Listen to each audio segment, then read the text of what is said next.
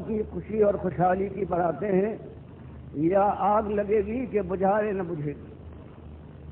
فرمایا گیا وما خلقت الجن والانس الا لیعبدون، کہ دنیا میں آنے کے بعد یہ تم جانتے ہو کہ تمہارا کوئی حق نہیں تھا کہ تمہیں پیدا کیا گیا، اور پیدا کرنے والے نے تم کو یوں نہیں بھیجا ہے کہ اس کی دنیا سونی پڑی تھی تم جاؤ گے تب آباد ہوگی۔ اس نے تمہیں پیدا کیا، زندگی گزارنے کے سامان دیے، عقل و خرد سے نوازا، اور تمہارے سامنے کامیابی اور ناکامی کے دونوں راستے کھول کر بیان کر دیے۔ سب سے پہلے جو انسان دنیا میں آیا ہے اس کو پیغمبر بنا کر بھیجا تاکہ وہ خیر و شر سے واقف ہو۔ اس کے بعد انبیاء پر انبیاء آئے، کتابوں پر کتابیں اتاری گئیں، اور آخر میں یہ مہمن کتاب اللہ تعالیٰ کی قرآن کی شکل میں نازل فرما دی قیامت تک کے لیے، اور بتا دیا کہ مسئلہ ایک ہے، وہ ایمان کا مسئلہ ہے۔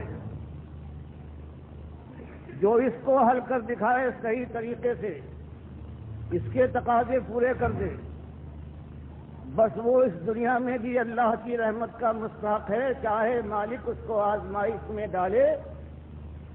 لیکن انجام کے لحاظ سے وہی کامیاب ہونے والا ہے اور وہی اپنی مراد کو پا جانے والا ہے۔ اور اللہ نے سارے انسانوں کو صرف ایک مقصد اور ایک امتحان کے لیے پیدا کیا ہے، اور وہ ہے الا لیعبدون، حصر کا یہ صیغہ ہے کہ کوئی اس کے علاوہ کوئی مقصد نہیں ہے سوائے یہ کہ اللہ کا بندہ مالک کا بندہ بن جائے، اس کے علاوہ کسی اور کی بندگی کی طرف رخ نہ کرے۔ تو توحید اصل، اور مالک کی فرما دیا یہ زمین اور آسمان قائم ہے یہ اسی توحید کے اوپر، اور جو آیا ہے اللہ کی طرف سے سب سے پہلے اس کو سنایا گیا کہ یہ مسئلہ تمہیں ساری دنیا کے سامنے واشگاف پہنچانا ہے، اور یہ مسئلہ ایسا ہے کہ اس راستے میں آپ کے سمندر حائل ہوتے ہیں، خارزار وادیاں ہیں، قیامتیں ٹوٹ کر برسے گی آشوب پر آشوب، اس دنیا میں رونما ہوں گے، لیکن کام یہی ہے۔ فرمایا وما ارسلنا من قبلک من رسول الا نوحی الیہ انہ لا الہ الا انا فاعبدون، کہ اسی مسئلے کو ہم نے سارے پیغمبروں کے ذریعے سے ان کی امتوں کو پہنچانے کے لیے ان پر وحی، اے نبی صلی اللہ علیہ وسلم آپ سے پہلے جتنے رسول آئے سب کے اوپر ہم نے یہی وحی کی کہ مسئلہ ایک ہے، آزمائش اور امتحان ایک ہے، اور اسی کے اوپر فیصلہ ہوگا آگ کا اور جنت کی بہاروں کا۔ وہ یہ ہے کہ لا الہ الا انا، کہ مالک نے فرمایا سمجھ لو کہ الہ میرے علاوہ کوئی اور نہیں ہے، اکیلا میں ایک الہ ہوں، میں ایک معبود سارے عبد ہے، میں خالق ساری کائنات مخلوق ہوں، میں رب ہوں اور یہ سارے میرے مربوب ہیں۔ تو یہ پیغمبر سب سے پہلے تمہیں اپنے ایک معبود کو، ایک خالق اور مالک کو، ایک الہ کو اپنا الہ مان کر اپنی گردن اس کے سامنے جھکا کر ثابت کرنا ہوگا کہ صحیح معنوں میں تم اس کے غلام ہو، اور اس کی غلامی کے علاوہ کسی اور خلاقے کو برداشت نہیں کر سکتے۔ تو یہ مسئلہ پورے قرآن کا ایک مسئلہ ہے، کبھی اس انداز سے، کبھی یہ کہ انسانیت جب بھول جاتی ہے، جب ایمان کا مقام اس کے اندر باقی نہیں رہتا اور یہ دنیا ہے چھا جاتی ہے، جب معیار بدل جاتے ہیں، جب ایمان پیراہن بن جاتا ہے کہ جس انداز سے انسان چاہے اسے پہنے اور جب چاہے اتار پھینکے۔ فرمایا جب کبھی ہماری رحمت جوش میں آئی ہے اور مشیت کا تقاضا ہوا ہے تو ہم نے انسانیت کو سمجھانے کے لیے جس کو بھیجا ہے اس نے یہی ایک ایمان کا مسئلہ اٹھایا ہے کہ بھائیوں ایک مسئلہ حل کر لو، پھر تمہارے ہزار مسائل ہے چٹکیوں میں حل ہو جائے گے۔ فرماتا ہے وَلَقَدْ بَعَثْنَا فِي كُلِّ أُمَّةٍ رَسُولًا أَنِ اعْبُدُوا اللَّهَ وَاجْتَنِبُوا الطَّاغُوتَ۔ ارشاد فرمایا گیا کہ ایک ہی مسئلہ ہے، اور ہم نے جب کبھی جس قوم کے اندر وہ آزاد اور سرخوش اور دیوانی بن گئی ہو اپنی دنیاوی جوش کے اندر، جیسے قوم عاد تھی یا قوم ثمود تھی، یا کوئی غلامی میں جکڑی ہوئی قوم ہو جیسے بنو اسرائیل کے لوگ تھے، یا عرب کے ریگزاروں میں بسنے والی ایک ایسی قوم ہو کہ جس کے معاش کے اوپر ہر وقت بجلیاں تڑپتی، یا مرغزار ہوں شام اور فلسطین کے، یا بابل اور نینوا کے، ہر جگہ ایک ہی مسئلہ کہ انسانیت کو باخبر کیا گیا ہے کہ ایک مسئلہ ہے تمہارے ایمان کا کہ اللہ کے غلام بن کر مالک کو اپنا ایک ملجا اور ماوا، مالک کو رب، اپنے پروردگار کو الہ، اس کو معبود مانو اور اس کو الوہاب سمجھ کر وہ داتا گردانو، مشکلوں میں حلال المشکلات وہ ہے، غوث تمہارا وہ، فریاد رس وہ، مجیب الدعوات، سمیع الدعا ایک ہے، اس کو یوں ماننے کے ساتھ ساتھ واجتنبوا الطاغوت۔ اور کتنے یہ باطل ہیں، اپنا تخت بچھائے ہوئے طاغوت کی شکل میں براجمان ہیں اور اپنی چلاتے ہیں خود مختاری کی ہوا میں دیوانے بن گئے ہیں۔ دنیا ان کے سامنے سر بھی جھکاتی ہے، ان کے تخت کو بھی اپنے کاندھوں پر اٹھاتی ہے، اس کی حفاظت کے لیے اپنے بال بچوں کو قربان کرتی ہے ان کے اوپر سے اور ان کی بات مانتی ہے۔ فرمایا اگر ایماندار صحیح معنوں میں توحیدی ہو تو اس طاغوت کے تم دشمن بنو گے، اس سے میل ملاپ، لین دین اور مداہنت کا کوئی موقع نہیں ہے۔ اللہ کو اپنا مالک مانتے ہو تو اللہ کے جتنے دشمن ہیں طاغوت کی شکل میں، چاہے خود اللہ کی بندگی کی طرح سے اپنی بندگی کی طرف بلائیں، مالک کی کبریائی کی چادر پر ہاتھ ڈال کر خود اوڑھنا چاہیں یا کسی اور کو وہ چادر اوڑھانا چاہیں، فرمایا یہ سارے طاغوت ہیں، ان کے دشمن بن کر اٹھو گے۔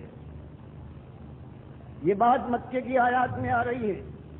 سورہ بقرہ پہلی سورت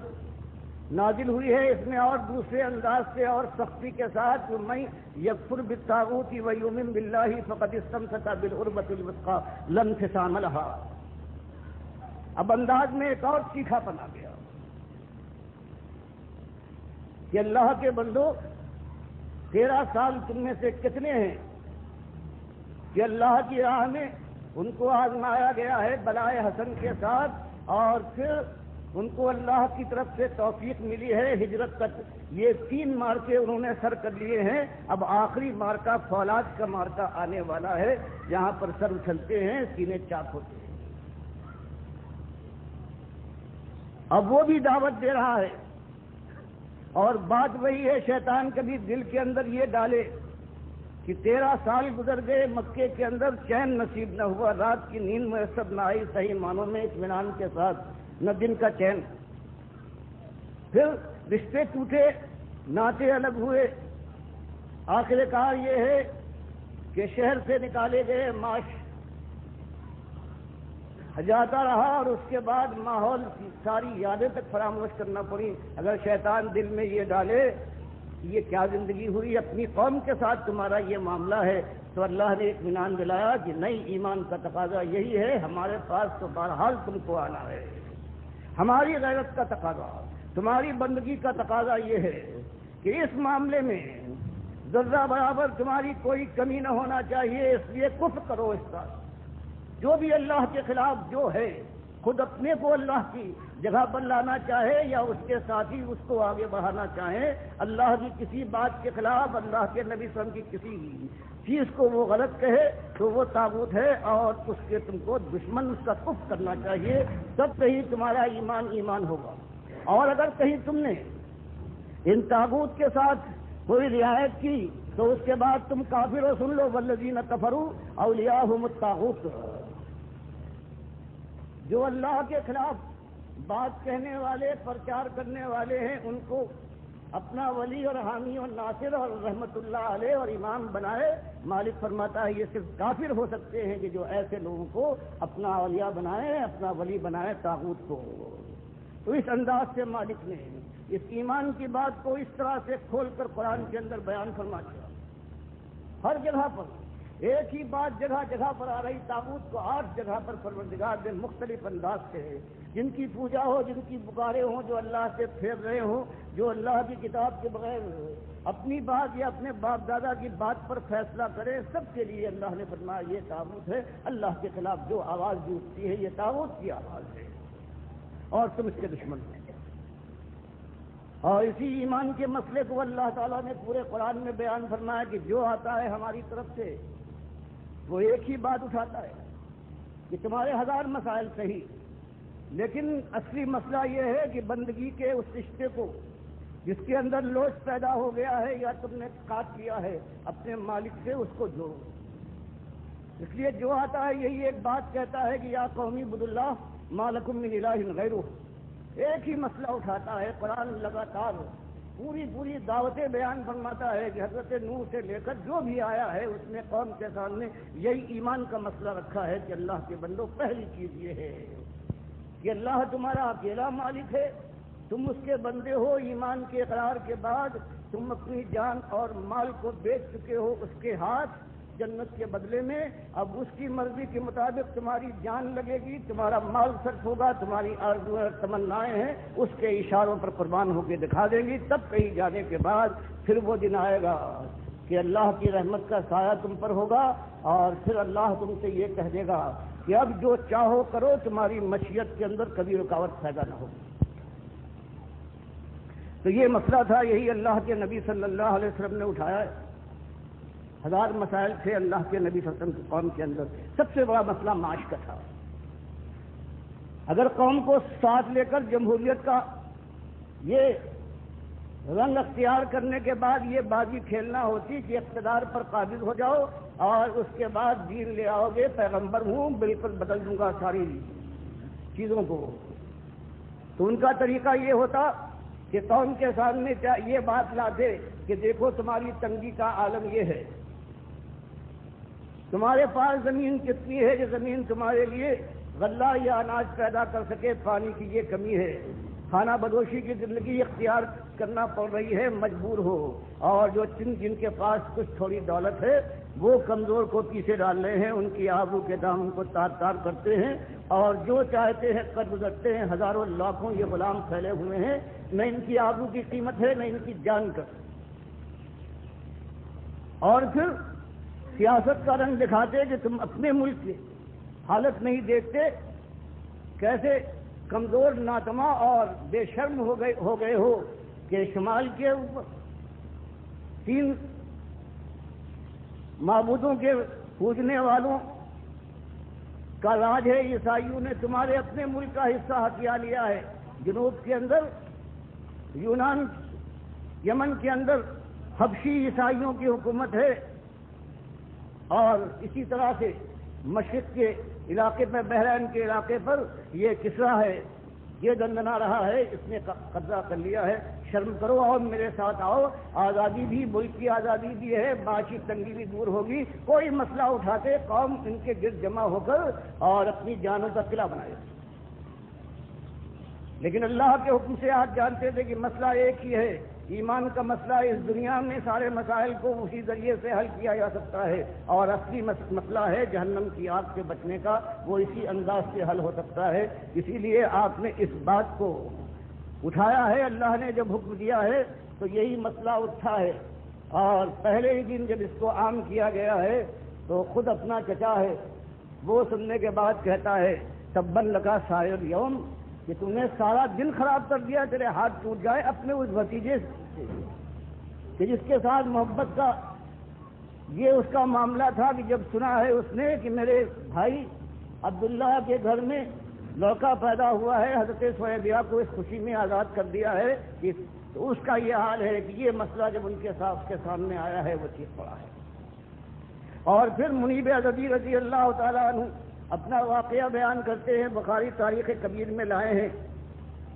کہ پھر جاہلیت کے زمانے میں جب میں ایمان نہیں لایا تھا، مکے جانا ہوا تو میں نے دیکھا کہ ایک صاحب ہیں، وہ یہ کہہ رہے ہیں قولوا لا الہ الا اللہ تفلحوا، کہ لوگوں ایک مالک کو اپنا مالک مان کر اعلان کر دو تو فلاح تمہارے گھر کی چاکری کرے، تم ہی کامیاب ہو گئے اس دنیا میں بھی، اور اس کے بعد جو زندگی آنے والی ہے، کہتے اس کے بعد میں نے دیکھا کہ قوم کے لوگ کوئی بہا ہے جس نے تھوکا ہے آپ کے اوپر حقارت سے، کوئی ایسا ہے جس نے زمین سے خاک اٹھا کر آپ پر پھینکی ہے، اور کوئی ہے جو گالیاں دیتا رہا ہے یہاں تک کہ دوپہر ہو گئی۔ اتنے میں ایک لڑکی آئی ہے بڑا برتن لے کر پانی کا، اور اس نے اس گندگی کو صاف کرنے کی کوشش کی ہے، تو یہ صاحب کہنے لگے کہ بیٹی غم نہ کرنا، مایوس نہ ہونا، تیرے باپ کو اللہ مغلوب نہ کرے گا اور اکیلا نہ چھوڑے گا۔ کہتے میں نے لوگوں سے پوچھا کہ یہ کون صاحب ہیں جن کے ساتھ یہ سلوک ہو رہا ہے، اور یہ لڑکی کون تھی؟ لوگوں نے بتایا یہ نئے دعوے دار ہیں رسالت کے، ان کا نام محمد ہے، عبداللہ کے بیٹے۔ میں نے کہا وہ لڑکی کون سی تھی جو برتن لے کر آئی تھی پانی کا؟ اس سے انہوں نے کہا تھا کہ بیٹی غم نہ کر، اللہ تیرے باپ کو اکیلا نہ چھوڑے گا۔ کہا یہ ان کی بیٹی زینب تھی۔ تو یہ بات آپ دیکھ رہے ہیں، یہی بات آپ نے اٹھائی ہے۔ اور پھر چاہے وہ منا کے جب اس زمانے میں کفار بھی حج اور عمرہ کرتے تھے، وہاں پڑا ہو رہا ہے، اور اس کے بعد اللہ کے نبی صلی اللہ علیہ وسلم یہی بات پکارتے ہیں کہ لوگوں مسئلہ ایک ہے کہ تمہارا ایک قلعہ ہے۔ تو ابو جہل ہے، ابو لہب ہے کہ پیچھے سے پتھر لیے ہوئے پکارتا پھرتا ہے کہ دیکھنا اس کی بات نہ ماننا، یہ جھوٹا ہے، یہ تمہارے لات اور منات کے چہرے سے کھال اتارنا چاہتا ہے۔ تو صحابی جو بات کو ایمان لائے ہیں کہتے میں نے پوچھا یہ کون صاحب ہیں کہ یہ بات کہہ رہے ہیں؟ انہوں نے بتایا کہ یہ محمد ہے، عبداللہ کے بیٹے، انہوں نے رسالت کا دعویٰ کیا ہے۔ میں نے کہا یہ جو سرخ انگارہ بنا ہوا پیچھے جا رہا ہے یہ کون ہے؟ کہا یہ ان کا چچا ہے ابو لہب۔ تو یہ مسئلہ ہوتا ہے کہ ہر جگہ کئی بلال رضی اللہ تعالیٰ عنہ کے ساتھ سلوک ہو رہا ہے، کبھی خباب ابن عرب رضی اللہ تعالیٰ عنہ کو انگاروں پر لٹایا جا رہا ہے، اور بخاری کی حدیث بیان کرتی ہے یہی خباب ابن عرب رضی اللہ تعالیٰ عنہ کہتے ہیں کہ اپنے ساتھیوں کے ساتھ جو بلاکشان تھے اللہ کی راہ پہ، ان کو لے کر میں پہنچا ہوں ڈھونڈتا ہوا، اور نبی صلی اللہ علیہ وسلم خانہ کعبہ کے سائے میں اپنی چادر سے ٹیک لگائے بیٹھے ہوئے تھے۔ ہم لوگ پہنچے ہیں، ہم نے عرض کیا کہ اللہ کے نبی صلی اللہ علیہ وسلم آپ دیکھ رہے ہیں کہ قوم نے کیا کیا ہے ہمارے ساتھ، کیا ہمارے لیے آپ اللہ سے دعا نہ کریں گے؟ حالانکہ کوئی ایسی بات نہیں کہی تھی۔ بخاری کی بہت سی روایتوں میں ایک میں یہ ہے کہ یہ سننے کے بعد آپ کا چہرہ غصے سے تمتما اٹھا، سرخ ہو گیا، سیدھے ہو کر بیٹھ گئے اور کہا اتنی جلدی؟ اس سے پہلے بھی یہی مسئلہ اٹھایا ہے ہمت وروں نے، اور ان کی قوم نے ان کے ساتھ یہ کیا ہے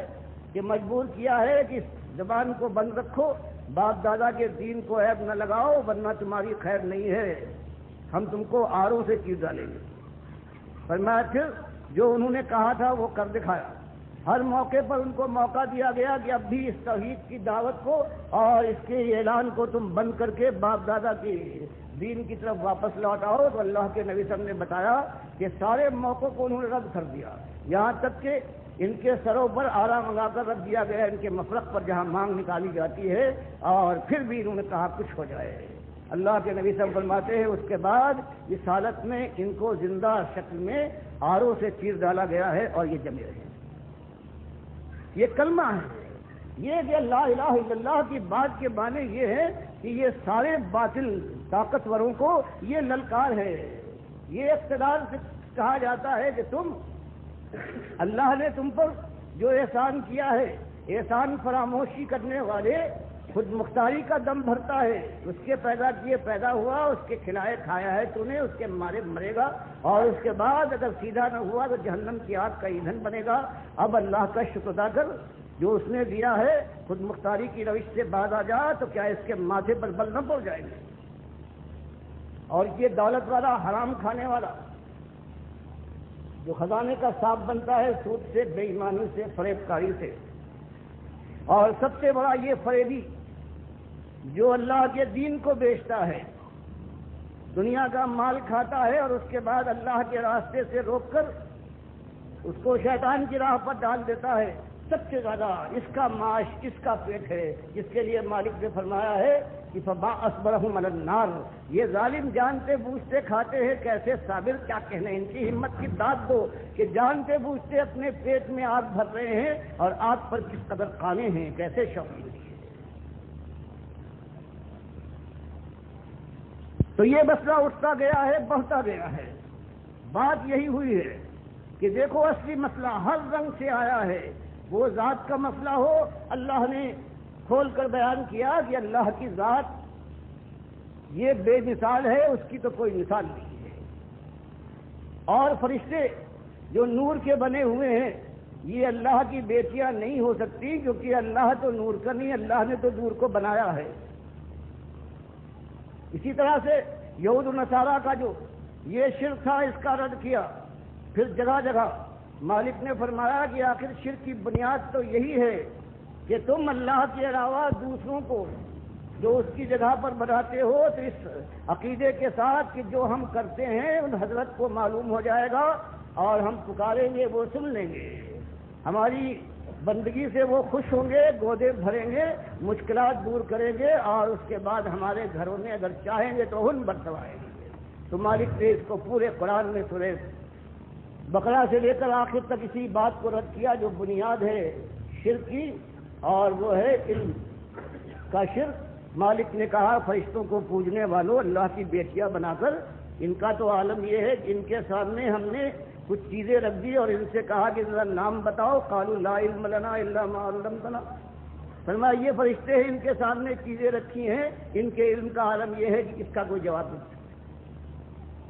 تم لوگ پکارتے ہو کبھی یا ابراہیم اغثنی، کبھی یا اسماعیل کا نعرہ لگاتے ہو، اور یہود و نصارہ کبھی حضرت عزیر کو اور کبھی حضرت عیسیٰ کو آواز دیتے ہیں اور سمجھتے ہیں ان کو خبر ہو جائے گی. تو مالک نے فرمایا پیغمبروں کا عالم دیکھو، ہمارا خلیل ہے، ہم نے اس کو کتنی چیزوں میں آزمایا ہے اور سب کچھ یہ کر گزرا ہے، آزمائش میں پورا اترا ہے. جب اس کے پاس ہم نے فرشتے بھیجے ہیں اس کو خوشخبری سنانے کے لیے کہ تمہاری دوسری بیوی سارا کے بطن سے اللہ پیغمبر پیدا کرے گا، اور اس کے بعد پھر قوم لوط کے اوپر ان کے ذریعے سے عذاب آئے گا. اور جب وہ پہنچے ہیں انسانی شکل میں تو قرآن جگہ جگہ بیان فرماتا ہے کہ علم غیب کا عالم دیکھ لو، یہ ہمارا خلیل ہے.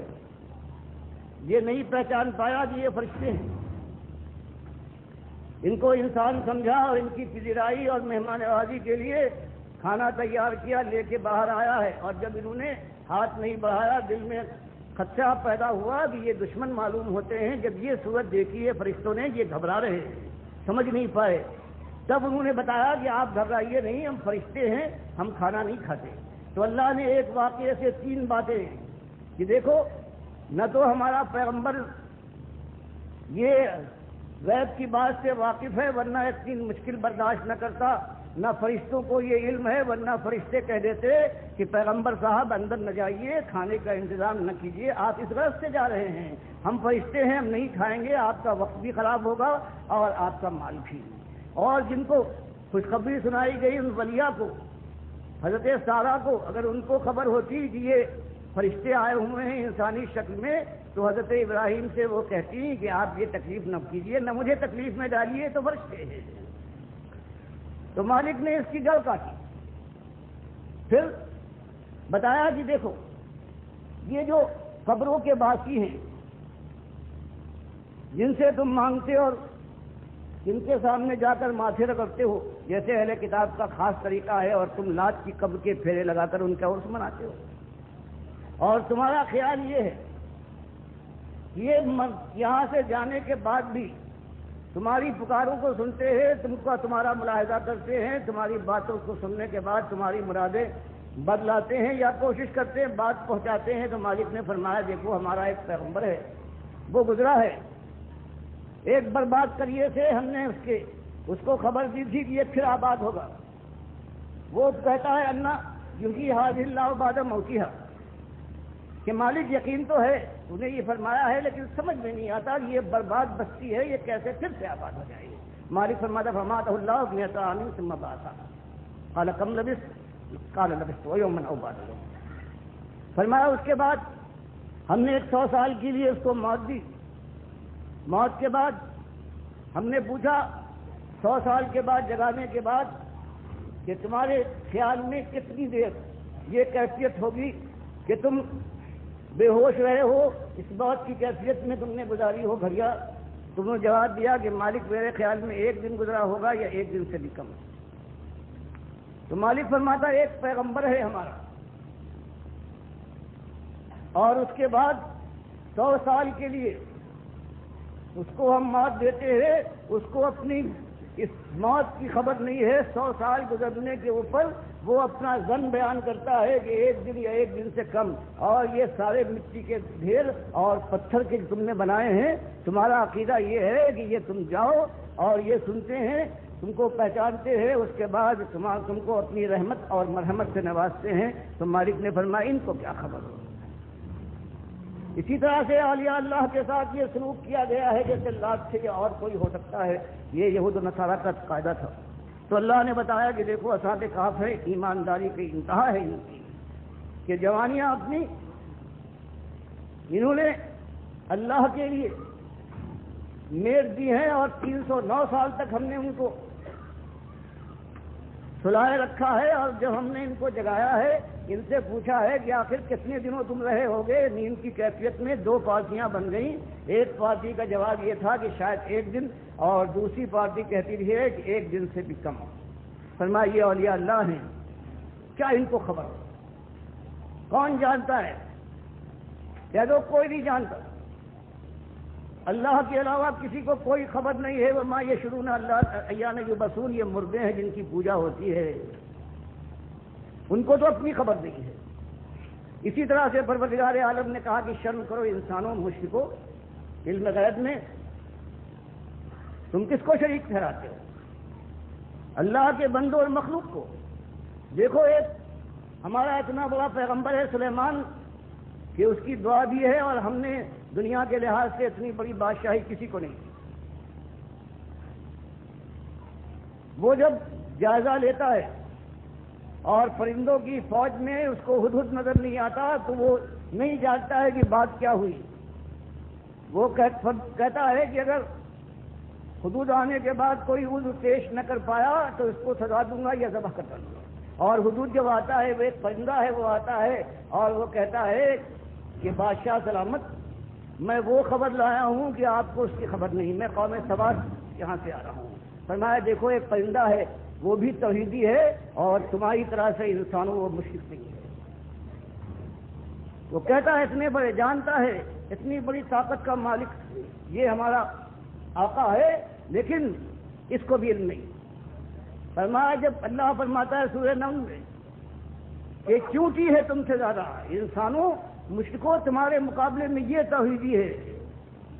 کہ جب حضرت سلیمان کا لشکر ایک وادی نمل میں گزر رہا تھا تو ایک چونٹی نے آواز لگائی کہ بھائیوں اور بہنوں اپنے اپنے بلوں میں جا کر حفاظت سے چھپ جاؤ، ورنہ ممکن ہے کہ سلیمان اور ان کا لشکر تمہیں اپنے پیروں سے کچل ڈالے اور ان کو خبر بھی نہ ہو۔ صرف ایک ہی چیز رہ گئی تھی اور جن کو پوجا گیا ہے وہ جن ہیں۔ پروردگار نے سورہ سبا میں وہ بات بھی کھول کر ڈال دی کہ حضرت سلیمان بیدار لے رہے ہیں جنوں سے، اور جن یہ سمجھتے ہیں کہ ڈنڈے کے سہارے جو کھڑے یا بیٹھے ہوئے ہیں تو یہ جاگ رہے ہیں، نگرانی کر رہے ہیں، یہاں تک کہ اللہ نے ان کو اسی حالت میں موت دے دی، اور پھر کچھ مدت کے بعد دیمک کے کیڑے نے جب ان کے ڈنڈے کو کھایا ہے اور وہ کمزور ہو کر ٹوٹ کر گرا ہے، اور حضرت سلیمان دھڑام سے زمین پر آئے ہیں، اور ان جنہوں نے یہ دیکھ کر کہا کہ افسوس یہ تو کب کے مر چکے. اگر ہمیں یہ خبر ہوتی تو ہم ذلت کی بیدار کے اندر اس طرح سے مبتلا نہ ہوتے. تو پروردگار عالم نے اس چیز کو جڑ کاٹ دی ہے کہ اب اللہ کے علاوہ کون ہے جس کو پکارو, کس کی نظر نیاز کرو, کس کے سامنے جھکو, کس سے دعائیں ہوں. اس طرح سے اور اسی چیز کو بدقسمتی سے امت مسلمہ کے اندر جا کر پھر واپس لے آیا گیا ہے. کئی صوفیت کا نظریہ یہ آیا ہے کہ جو پیر ہے وہ اپنے مرید کی ایک ایک بات سے واقف ہوتا ہے, یہاں تک کہ اگر اس کی خوابگاہ میں ایک چارپائی خالی ہے تو سمجھ لو کہ پیر صاحب اپنی مرید کے خوابگاہوں کے اندر بھی جانے کے بعد اس خوابگاہ کی عصمت کو بھی برباد کر دیتے ہیں. ان کو بھی یہ عقیدہ بنایا گیا, صوفیت کے ذریعے سے آیا, اور سب اللہ کی ذات کے ٹکڑے بنا دیے گئے وحدت الوجود کے نظریے کے ذریعے سے, اور جو ان کے بنانے والے تھے وہ رحمت اللہ علیہ کہلائے. ان کی پکاریں ہوئیں, ان کے کعبے نقلی بنائے گئے, ان کا حج ہونے لگا اور اس کے نام سے ان کا نام ہوا. کسی کو کہا یہ داتا اور وہاب ہے, دینے والا ہے, گودے بھرتا ہے. کوئی غوث کہلایا, کوئی مشکل کشا کے نام سے پکارا گیا. کسی کے سامنے جب عیسائی ہوئی کسی کی چوکھٹ کو چوما گیا اور کسی کے دن منائے گئے. اس سے بیٹھتے یا رسول کے نعرے لگ گئے. مسجدوں تک میں بھی جو اللہ کے لیے مخصوص ہونی چاہیے, اللہ فرماتا ہے وَأَنَّ الْمَسَاجِدَ لِلَّهِ فَلَا تَدْعُوا مَعَ اللَّهِ أَحَدًا. ظالم مشرکو, سب سے بڑی نشانی شرک کی یہی غیر اللہ کی پکارے ہے. ہر جہاں تو پکارتے ہو, خانے کعبہ کے اندر آنے کے بعد بھی تم یہاں لات اور منات اور حضرت ابراہیم اور اسماعیل کو آواز دیتے ہو. ظالم. آج یہ امت مسلمہ اسی چیز سے, آج دیکھیے ان مسجدوں میں, ان دکانوں میں, ان مدرسوں کے اندر, یہ جو حکومت کے دفاتر ہیں ان کے اندر ہر جگہ یا اللہ کے ساتھ یا محمد کی پکارے ہیں, اور اللہ کو ایک ایک گام کے اوپر سب و شتم کیا جا رہا ہے. اور ان کی پشت پناہی کرنے والے کون ہیں؟ یہی جس کے لیے مالک نے فرمایا ہے احبار اور رہبان, یہی وہ لوگ ہیں. انہوں نے مل کر مارا ہے امت کو. اگر رہبان نے یہ شرک کا وہ نظریہ دیا کہ وحدت الوجود کا نظریہ کہ ہر چیز ہے, چاہے وہ بہتا ہوا گندگی کا ڈھیر ہو جو کہیں رکھا ہوا ہے یا نجاست جو بہ رہی ہے, وہ بھی اس کا ایک ایک جز ہے, وہ اللہ کی ذات کا ٹکڑا ہے. تو اب شرک کے کارخانے ایسے کھول دیے کہ ایک چیز کو, ایک بال کو اگر 10 لاکھ حصوں میں تقسیم کیا جائے تو یہ 10 لاکھ حصے ہیں, یہ اللہ کی ذات کے ٹکڑے ہو گئے. اور ذات کی انتہا یہی کیا کم تھا. ادھر انہوں نے ذات کا یہ انداز شرک اختیار کیا, یہاں یہ جو علماء کہلاتے ہیں یہ احباب نے یہاں یہ کہہ دیا کہ اللہ نور کا ہے اور اللہ کے نبی صلی اللہ علیہ وسلم اسی نور کا ٹکڑا ہے. ذات کا شرک براہ راست بجائے اس کے کہ اہل کتاب یہود و نصارا کے وہ واسطہ دیتے کہ یہ بیٹے ہیں, نسخے کا واسطہ دیتے ہیں. اس مسلمان امت کے بڑوں نے یہ کیا ہے کہ اپنے جوش محبت میں اللہ کو برا بھلا کہنے کے ساتھ ساتھ اللہ کے نبی صلی اللہ علیہ وسلم سے یہ ظلم کیا ہے کہ ان کو اللہ کے ساتھ شریک ٹھہرا دیا, اللہ کی ذات کا ٹکڑا بنا دیا. اور اس کے بعد اللہ کے نبی صاحب نے اپنی وفات کے زمانے میں جو ایک چیز شرک کی جو اصلی جڑ بنتی ہے اہل کتاب امتوں کے اندر, اسی کے ذریعے سے شرک گھستا ہے, اور وہ یہی تھا کہ کہیں حضرت جندب روایت کرتے ہیں مسلم کی کہ 5 دن پہلے آپ نے وفات سے یہ کہا تھا کہ الا من کان قبلکم کانوا یتخذون قبور انبیائہم وصالحیہم مساجدا, کہ دیکھو تم سے پہلے جو اہل کتاب امتیں گزری ہے ان کے اندر شرک آیا ہے. مسجدوں یہ قبروں کے ذریعے سے انہوں نے سجدہ گاہ بنا لیا ہے, ان کی پوجا کی ہے, ان کے عرس اور دن منائے ہیں, ان کی قبریں آراستہ کی ہیں. میں تم کو منع کرتا ہوں تم یہ کام نہ کرنا. یہ آپ نے پوری طرح سے ڈرا دیا. اور عائشہ فرماتی ہے اس کیفیت کے اندر کہ بیماری کا زور ہے, کبھی چادر آپ منہ پر ڈالتے ہیں اور کبھی اسے اٹھا پھینکتے ہیں. اس زمانے میں آپ کی زبان کے اوپر یہی بات ہے کہ لعن اللہ الیہود النصارى اتخذوا قبور انبیائهم مساجدا، لعنت ہو یہود و نصارہ پر، انہوں نے اپنے انبیاء کی قبروں پر تو سجدہ گاہ بنا لیا ہے، اسی لیے نبی صلی اللہ علیہ وسلم نے فرمایا کہ قبر پکی نہ کرنا، اس کے اوپر کوئی عمارت نہ ہو اور یہاں پر مجاور بن کر نہ بیٹھنا۔ اب یہ شیطان پریشان تھا کہ کیا کرے، اور اس کو موقع مل گیا ایک مشہور ذات سے۔ اس نے پہلا حملہ کیا حضرت عمر کے اوپر کہ جوش کے اندر یہ آ کر، اور اب کبھی ان سے یہ بات نہیں ہوئی ہے، اب یہ کہنے پر ہی اتر آئے ہیں کہ جس نے یہ کہا کہ اللہ کے نبی صلی اللہ علیہ وسلم کو وفات مل گئی، میں اس کا سر اڑا دوں گا گردن سے۔ ابو بکر رضی اللہ تعالیٰ عنہ کے خطبے سے یہ کیفیت ختم ہوئی اور سارے لوگ ہوش میں آ گئے۔ اب 200 سال تک اس نے انتظار کیا اور کوششیں کی، وحدت الوجود کا نظریہ تو آ گیا، لیکن بہرحال قرآن اور حدیث ابھی موجود تھے۔ اب اس کا توڑ کرنا اس کے لیے ضروری ہوا، اور اس نے اوروں کو چھاٹا۔ اس میں امام احمد اس کی آنکھ پر چڑھ گئے، اور ان کی شہرت کا یہ عالم تھا کہ 220 میں ہجری میں جو انہوں نے خلق قرآن کے مسئلے کے خلاف مامون رشید سے لے کر 3-4 خلفاء کا مقابلہ کیا اور ان کی بات نہیں مانی، تو شہرت کا یہ عالم ہو گیا ہے کہ 4 دانگ عالم میں مسلمان امت کے اندر بس وہی اس کے ہیرو تھے۔ اب ان کے اوپر اس کا حملہ ہوا ہے، اور یہ گھائل ہو گئے رافضیوں کی ان روایتوں سے جو ان کے پاس پہنچی، اور اس کے بعد وہ روایتیں یہ تھیں کہ اللہ کے نبی صلی اللہ علیہ وسلم 20 قبر میں زندہ ہیں، اور جو مردہ ہے مرنے کے بعد اسی قبر میں زندہ ہو جاتا ہے، حساب و کتاب شروع ہو جاتا ہے، سب کچھ یہی ہوتا ہے۔ اللہ کی کتاب، اللہ کے نبی صلی اللہ علیہ وسلم کی سنت اور اجماع صحابہ کا انکار کرنے کے بعد انہوں نے اس نظریے کو پیش کیا، اور اس کے بعد پھر ساری دنیا ہے ان کی متاع ایمان لٹ گئی ہے، اور آج تک پھر اس کی بازیابی کی کوئی صورت نظر نہیں آتی، جب تک کہ جوان مرد اٹھے اللہ کے وقار اس کی کتاب کو سامنے لانے کے بعد، سنت نبی کو اس کی تائید میں پیش کرنے کے بعد پھر اس امت کے اندر سب سے پہلے جہاد کرے، اور ان 2 گروہوں سے جو احبار اور رہبان ہیں ان سے ٹھن جائے اللہ کی دی ہوئی توفیق سے۔ پھر کہیں جا کر یہ مسئلہ، یہ شرک کا مسئلہ جو قبروں کے ذریعے سے آیا ہے یا وحدت الوجود کے ذریعے سے، ان دونوں محاذ کے اوپر جوان مردوں کے لیے یہ موقع ہے۔ اگر یہ موقع ہاتھ سے چلا گیا، لوگ جانتے ہوئے ہمت کر کے نہ اٹھے، اپنے مالک کا کھانے کے بعد، نمک خوار بننے کے بعد نمک حلالی کی ہمت اپنے اندر پیدا نہ کی، تو اس کے بعد جہنم کی آگ وہ آگ ہے کہ مالک فرماتا ہے کلا انہا لظا،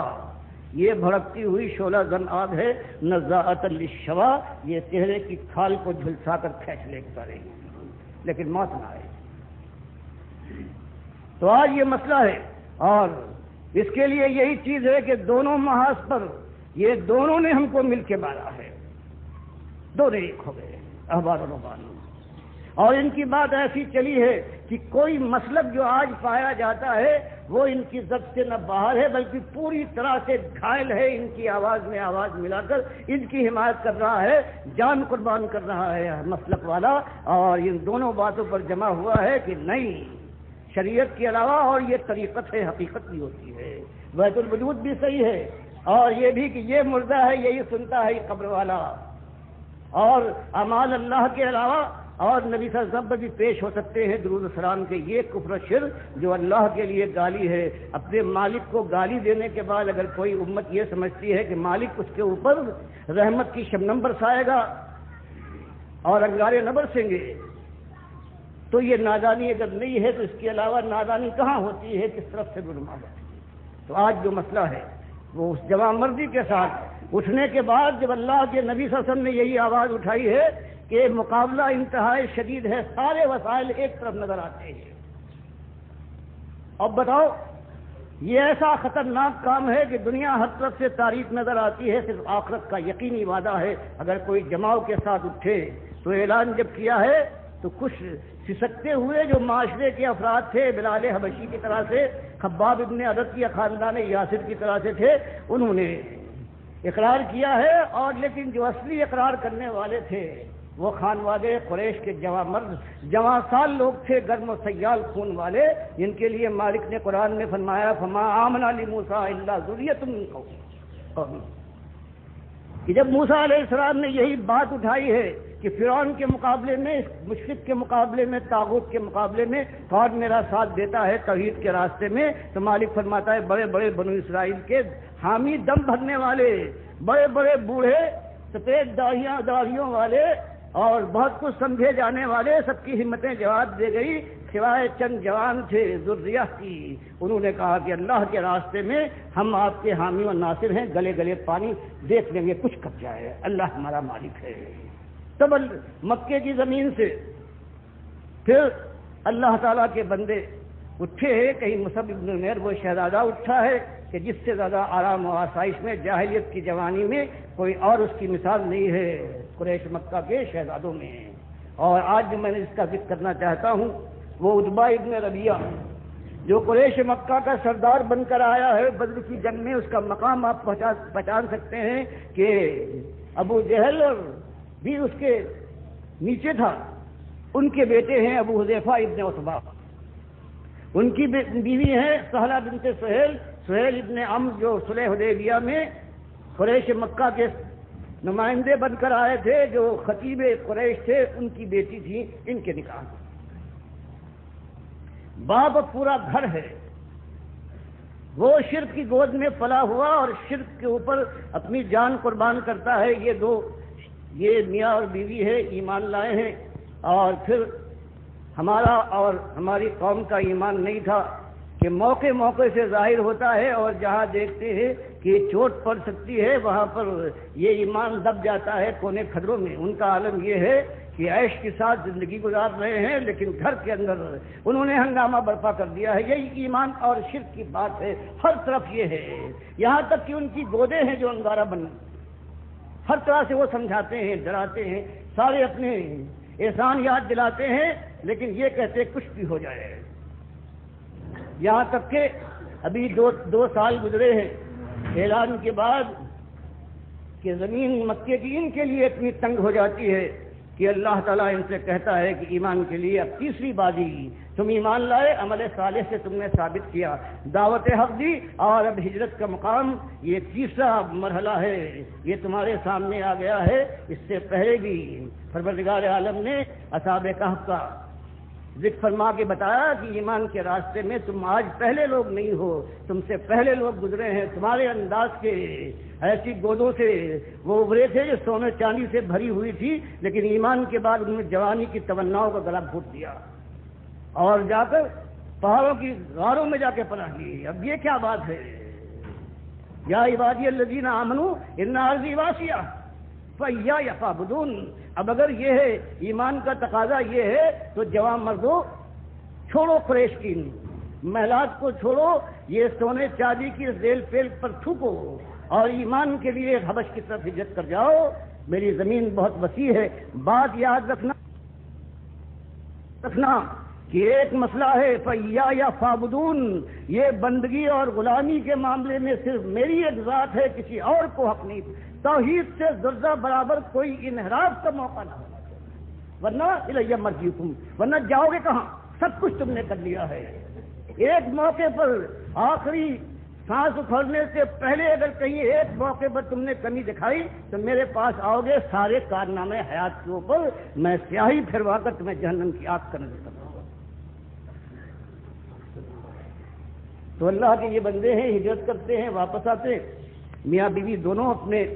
90 ساتھیوں 95 ساتھیوں کے ساتھ، جن کی اکثریت ہے قریش مکہ کے شہزادے ہیں، شہزادیاں ہیں جنہوں نے ہجرت کی ہے۔ ایک دو عامر ابن فہیرہ رضی اللہ تعالیٰ عنہ کے علاوہ کوئی ان بلا کشان جو غریب اور غلام اور لونیوں کے زمرے سے تھے ان کے اندر کوئی نہیں ہجرت کر پائے، یہی ہیں جو گئے ہیں اور پھر یہ واپس آئے ہیں۔ دوسری ہجرت کی ہے مدینے کی طرف، اور پھر بدر کے میدان میں جب ان کا باپ آیا ہے ان کے سامنے اور للکارا ہے اس نے کہ بھیجو میرے مقابلے کے اوپر تو سب سے پہلے ان کے بیٹے بڑھے ہیں ابو حذیفہ ابن عتبہ کہ میرے باپ نے للکارا ہے اللہ کے نبی صلی اللہ علیہ وسلم، آپ مجھے اجازت دیجئے اس بات کے مقابلے میں میں آگے پیش قدمی کروں۔ اللہ کے نبی صلی اللہ علیہ وسلم نے منع فرما دیا، لیکن ان کا جذبہ دیکھنے کے لائق ہے کہ ایمان کے لیے جب یہ معاملہ ہو جائے کہ باپ بھی ہے میدان میں اتر آیا ہے۔ اس سے پہلے تک تو یہ تھا کہ چلو صرف شرک اور کفر کے معاملے میں باپ کی بات نہیں ماننا ہے لیکن اور ان کی خدمت کرنا ہے، لیکن جب اس طرح سے وہ میدان جنگ میں پھان پڑے تو اس کے بعد پھر اب کوئی معاملہ نہیں ہے۔ جس طرح سے عبد الرحمن جو حضرت ابو بکر کے بیٹے ہیں، جب اس بدر میں اپنے باپ کے خلاف آئے ہیں لیکن بعد کو ایمان لانے کے بعد ایک دن اپنے والد سے یہ کہنے لگے کہ بابا بدر کے مارکے میں بالکل آپ میرے وار کے سامنے تھے لیکن میں نے کہا باپ پر کیا بات کروں۔ فرمایا بیٹے تمہاری بات اور ہے لیکن خدا کی قسم اگر تم کہیں اس وقت میرے سامنے ہو گئے آگے ہوتے تو میں تم کو جانے دیتا اللہ کے معاملے میں۔ تو یہ پہلی بات آپ نے دیکھی ہے کہ جان لگائی ہے، جوانی نہیں بلکہ جوانی کی ساری امنگوں کا جو دنیا سے وابستہ ہوا کرتی ہے، اس شہزادے نے اپنی بیوی کے ساتھ اس پر لات ماری ہے ایمان اور آخرت کے لیے۔ اور اس کے بعد پھر اس کا حال یہ ہے کہ سارے مارکوں میں شامل ہے، اور یہاں تک کہ بخاری روایت کرتے ہیں کہ سالم مولا ہے، ایک ایرانی سالم جن کا نام ہے، جن کے لیے اللہ کے نبی صلی اللہ علیہ وسلم نے دوسرے نمبر پر بخاری مسلم کی حدیث میں کہا ہے استقروا القرآن من اربع، اور پہلا نام لیا ہے عبداللہ ابن مسعود رضی اللہ تعالیٰ عنہ کا، اور دوسرا نام لیا ہے ان سے سیکھو اس ایرانی کا، یہ غلام تھا اس کا نام سالم ہے مولا ابو حذیفہ۔ تو یہی ابو حذیفہ رضی اللہ تعالیٰ عنہ ہیں، ان کو اس کو تعلیم دی ہے اور تعلیم دینے کے بعد آزاد کیا ہے، اور پھر اس کی قرآن دانی کا یہ عالم ہے۔ اور بخاری روایت کرتے ہیں پھر اپنی بھتیجی کے ساتھ ایرانی آزاد کردہ غلام کی شادی کی ہے، قریش مکہ کا سردار کی اپنی بھتیجی کے ساتھ یہ کیا ہے۔ یہ ایمان جو تبدیلی پیدا کی تھی وہ ہے۔ اور پھر ابو داؤد وغیرہ کی روایت آتی ہے کہ جب یہ آیتیں اتری، جب محرمات کا ذکر ہوا تو سہلہ بنت سہیل رضی اللہ تعالی عنہا نے جو ان کی اہلیہ محترمہ تھیں، انہوں نے آ کر اللہ کے نبی صلی اللہ علیہ وسلم سے اپنی ایک مشکل بیان کی کہ سالم میری گودوں کا پالا ہوا تھا، اور جو میرے شوہر ابو حذیفہ کا ان سے تعلق ہے یہ بھی آپ کو معلوم ہے، لیکن قرآن کی یہ آیتیں اتری ہیں اور سالم اس میں نہیں آتا جو میرے محرم ہیں۔ اب میرے شوہر جو دیکھتے ہیں تو ان کی آنکھوں میں تغیر پاتا ہوں کہ جب اللہ نے اس کو محرم نہیں بنایا ہے اور اللہ کے نبی صاحب میرا بچہ ہے، بالکل میں نے اس کو گودوں میں کھلایا ہے، اب کیا کروں، میرے دل پر ماں کی طرح سے مجھ پر ممتا کی چوٹ پڑ رہی ہے، میں کیا کروں۔ تب نبی صاحب نے ان کو ایک خاص حکم دیا ہے کہ ان کے دل سے اور اللہ کی جو بات کے اندر جو جوش آتا ہے ان کو اطمینان دلانے اور شان کرنے کے لیے تمہارے لیے خاص چیز ہے کہ اس جوانی کے عالم میں ان کو سالم کو دودھ پلا دو، اس طرح سے جو ان کا غصہ ہے وہ رفع ہو جائے گا۔ تو انہوں نے یہ کیا، اسی لیے ہر جگہ جہاں دودھ کا معاملہ ہوتا ہے اس میں ذکر کر دیتے یہ خصوصیت ہے کہ دودھ شریکہ وہ ہوتا ہے کہ جو اس زمانے میں دودھ پیے کہ جب دودھ پینے کا زمانہ ہوتا ہے، ان کا معاملہ بالکل الگ ہے۔ اور اس کے بعد آخری زمانہ کہاں گزرا ہے، یمامہ کی جنگ ہے نبی صلی اللہ علیہ وسلم کی وفات کے بعد حضرت ابوبکر کے زمانے میں، اور دونوں ابو حذیفہ ابن عتبہ رضی اللہ تعالیٰ عنہ اور ان کے یہ آزاد کردہ غلام اور داماد سالم مولا ابو حذیفہ ہے، یمامہ کی جنگ میں شریک ہیں، اور یہ مسلمہ کذاب کے ساتھی بنو حنفیہ اس قدر شدید جنگ کرتے ہیں جس سے پہلے کوئی مثال نہیں ہے کہ عرب کے اندر اتنی شدید جنگ ہوئی ہو۔ کبھی ایسا ہوتا ہے کہ مسلمان مجاہدین پیچھے ہٹنے لگتے ہیں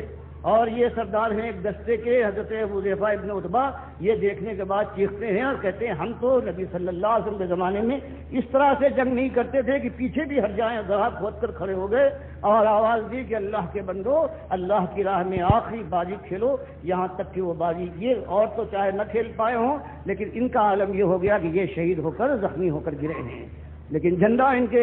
آزاد کردہ غلام حضرت سالم نے اٹھا لیا۔ ایک مجاہد کی زبان سے بے ساختہ نکل گیا کہ سالم اس خیال سے کہ تم آزاد کردہ غلام ہو، اس شدید جنگ کے اندر تم ہمارے سالار بنو، ابو حذیفہ بھی عتبہ کی جگہ پر تم سے ہمیں امیدیں کم ہیں، تم اس کے حامل ثابت نہیں ہو سکتے۔ یہ کہنا تھا کہ کس نرمی سے عین وقت پہ اس قدر شدید اعتراض کیا جا رہا ہے۔ وہ کہتے ہیں بھائی اگر میں اس جھنڈے کا حق نہ ادا کر پاؤں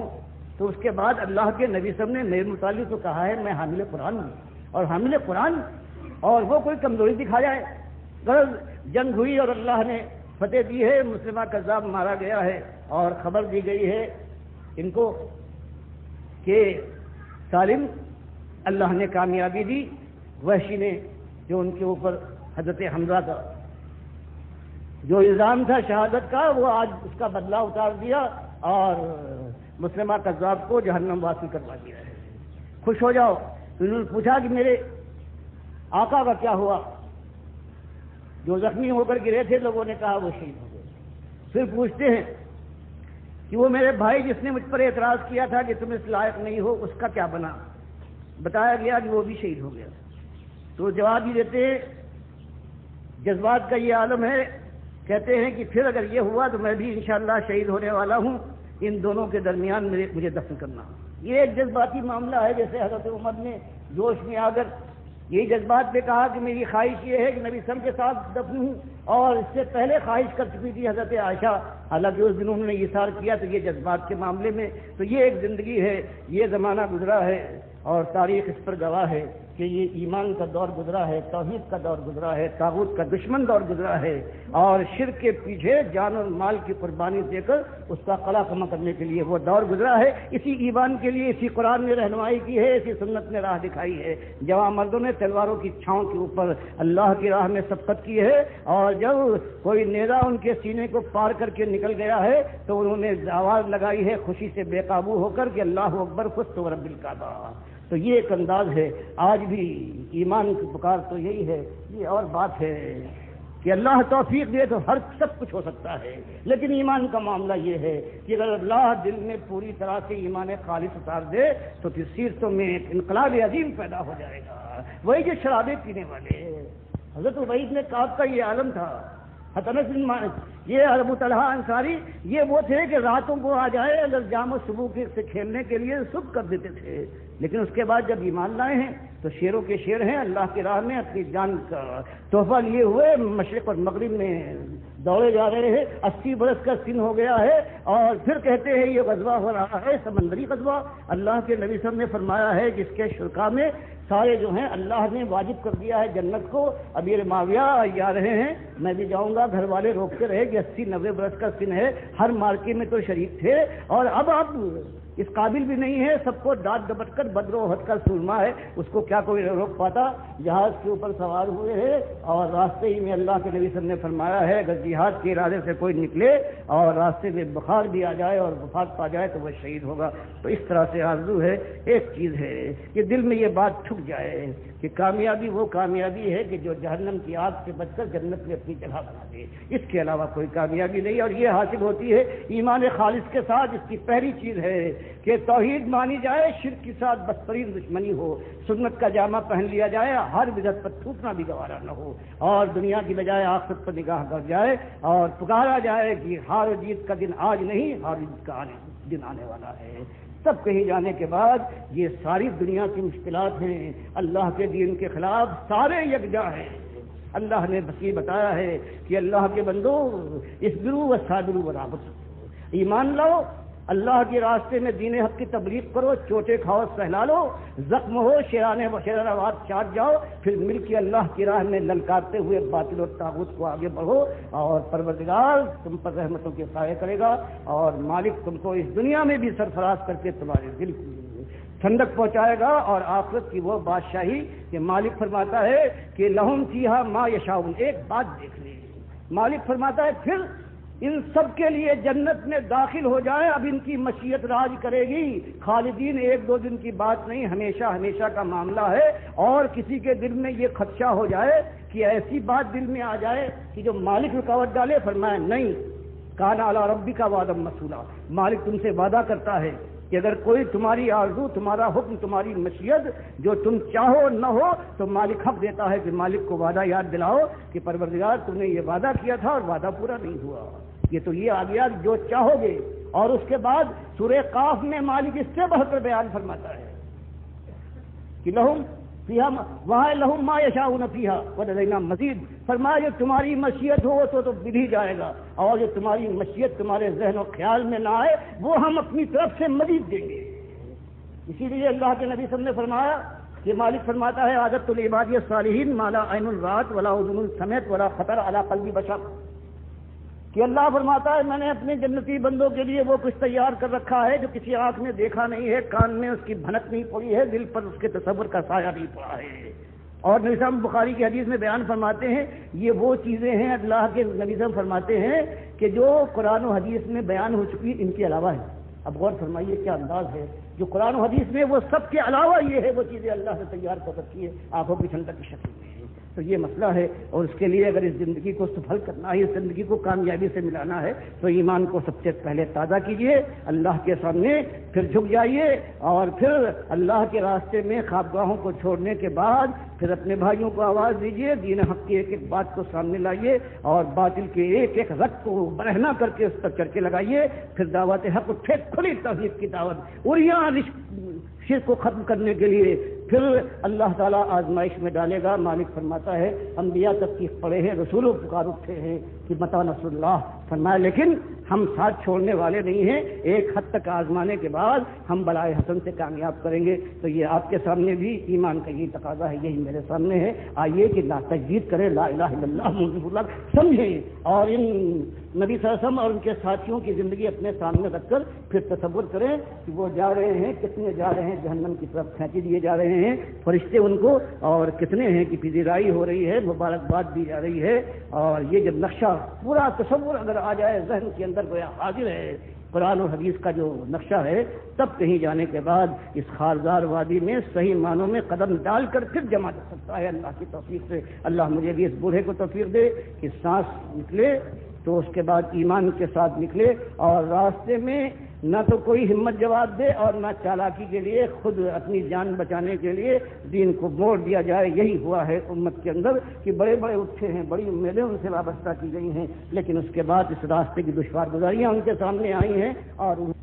راستہ فیصلہ بدل دیا ہے۔ اللہ اس طرح سے مرتب نہ کرے اور مالک جنت کی بجائے جہنم کی طرف نہ جائے۔ اللہ تعالیٰ کی مالک ایک طرف